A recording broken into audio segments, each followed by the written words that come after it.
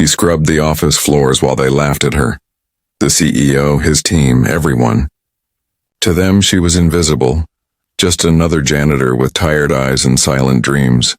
But what they didn't know was that behind that uniform hid a past that could silence every sneer in the room.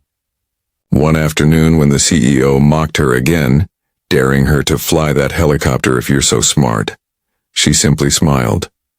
Moments later, the sound of roaring blades filled the air, and every jaw dropped. Every morning before sunrise, Marcus Hill arrived at the towering glass building that kissed the clouds. He was the janitor, the quiet man with rough hands, faded shoes, and a gentle smile that never left his face. While others came to build empires, he came to clean their footsteps. But behind that quiet gaze was a story no one cared to know, a story that once reached the skies. The CEO, Victoria Langford, was everything Marcus wasn't. Loud, proud, and dripping in arrogance.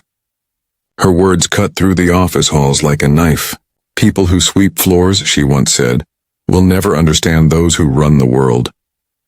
The staff laughed and Marcus just bowed his head, sweeping in silence.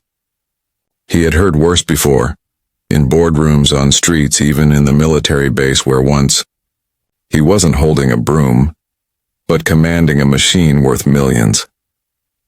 Each day he watched the city's skyline through the glass reflections, the same skyline he once flew above. He missed the hum of the engine, the weight of the helmet, the sound of radio chatter. But those memories were hidden deep, until fate decided to uncover them again. That Thursday afternoon, as he polished the CEO's office floor, she walked in with her usual smirk. "Marcus," she said mockingly, "you ever wondered what it's like to be important?" The office erupted in laughter. He didn't answer. He simply looked out the window, where a helicopter sat gleaming on the rooftop helipad.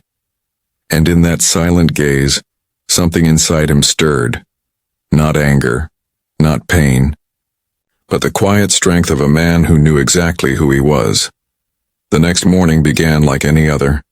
Marcus pushed his cart down the marble hallways, mopping away the smudges left by people who didn't even see him. But whispers filled the air. Victoria had invited several clients for a rooftop demonstration of the company's newest acquisition, a private luxury helicopter. The staff buzzed with excitement, cameras ready, laughter echoing through the building. When Marcus entered the top floor to clean, he overheard her voice through the open doors, sharp, confident, and condescending.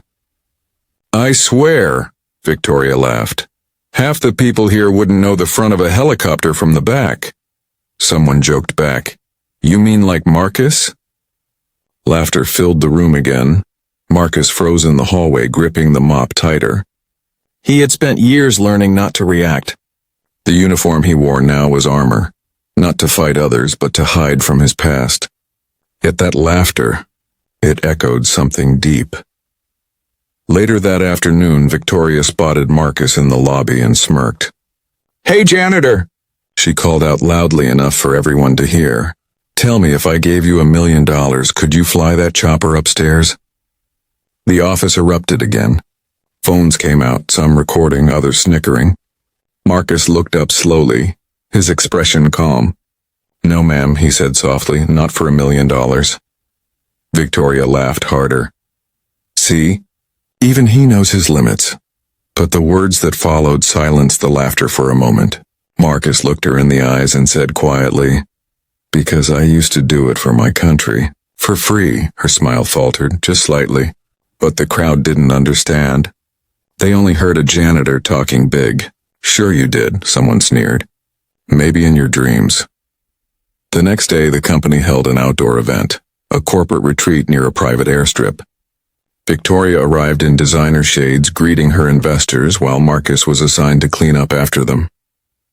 The helicopter gleamed nearby, its blades glinting under the sun. It was the same model he once flew, the same sound that used to mean freedom. Fate, however, had its own script. The pilot scheduled for the demo called in sick, and panic rippled through the team. The investors were waiting. The media was present.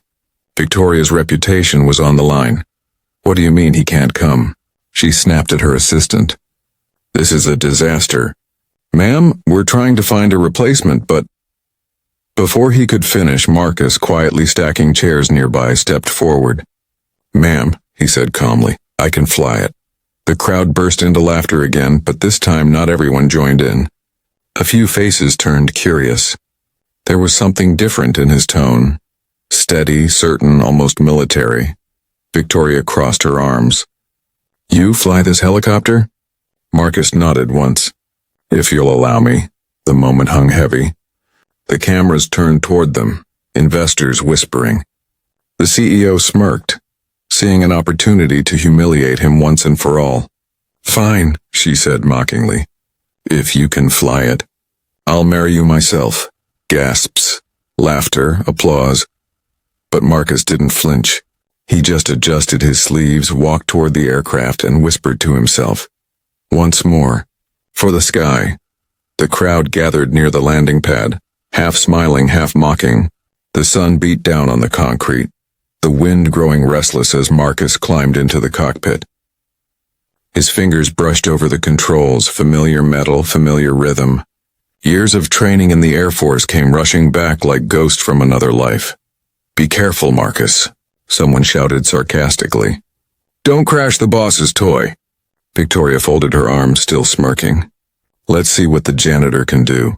Inside the cockpit, Marcus took a deep breath. The smell of oil, the hum of the rotor, it was home. He flipped the switches one by one, his movement sharp, deliberate, professional. The blades began to spin, slowly at first, then faster until a storm of wind ripped through the crowd. Dust swirled around the CEO's expensive heels. Victoria's smirk faded. Her hair whipped across her face as the chopper lifted. Perfectly smooth, balanced, precise. No hesitation. No fear. The helicopter climbed higher, glinting in the sun like a bird that had been caged too long. The crowd stared in silence. Then through the headsets of the security crew a voice came through, crisp and calm. This is Chief Pilot Marcus Hill, U.S. Air Force, retired. Permission to demonstrate flight pattern Bravo 3. The guard froze. Did he just say Chief Pilot? On the ground, Victoria's face drained of color. She watched in disbelief as Marcus executed a perfect 360-degree turn, descending with military precision, hovering just a few feet above the helipad. The entire team stood frozen, phones recording, eyes wide. He wasn't the janitor they thought they knew. He was the man who once flew rescue missions in war zones, saving lives when others ran for cover. As the helicopter touched down, the blades slowed and silence fell. Marcus stepped out calm as ever, his uniform still covered in cleaning stains, but his posture was commanding. The crowd parted instinctively as he walked toward Victoria. Her voice trembled. You were a pilot. Marcus looked at her, not with anger but quiet dignity. I still am, he said softly. I just stopped needing to prove it. The audience erupted, not with laughter this time, but applause. The sound of the helicopter's blades slowly faded, replaced by the stunned silence of the crowd. Everyone just stood there. The same people who used to mock Marcus now stared at him like they'd seen a ghost rise from the ashes. Phones were still recording, but nobody said a word. Victoria, the CEO, tried to speak, but her voice cracked. Why didn't you ever tell anyone who you were? Marcus smiled faintly. Because respect means nothing if it's demanded. It has to be earned, or freely given. Her eyes filled with guilt. She remembered every insult, every command, every time she'd looked down on him. Now she was the one standing lower, her reflection trembling on the helicopter's steel frame. For the first time in her life, she felt small. One of the security guards stepped forward, removing his cap. Sir, Chief Hill. I served in the 82nd Division too. You saved my team in Afghanistan. Marcus's expression softened, but he said nothing. He just nodded, silently acknowledging the memory. Victoria's hands shook as she approached him. Marcus, I didn't know. I'm sorry. You deserve, he interrupted gently. I never wanted your apology, ma'am. I just wanted to do my job. The right way. Tears welled up in her eyes. Around them, the staff began clapping, slowly at first, then louder, echoing through the helipad. It wasn't the applause of curiosity or pity. It was respect, something that couldn't be bought or ordered, only earned. As Marcus walked away, the camera followed him down the corridor, his janitor's uniform fluttering behind him, the afternoon sun shining on his back. He paused by the glass window, looking out at the sky, the same sky he once ruled. His reflection showed two worlds, the janitor and the pilot. Both real. Both dignified narrator, soft cinematic tone. They mocked the man who cleaned their floors, but forgot he once saved their lives from the sky. Sometimes greatness doesn't vanish. It just humbles itself until the world learns how to see it again. Cut to black. Soft music rises, violins slow and emotional. Text fades in. Never judge a person by their uniform. Respect is earned, not demanded. Fade out.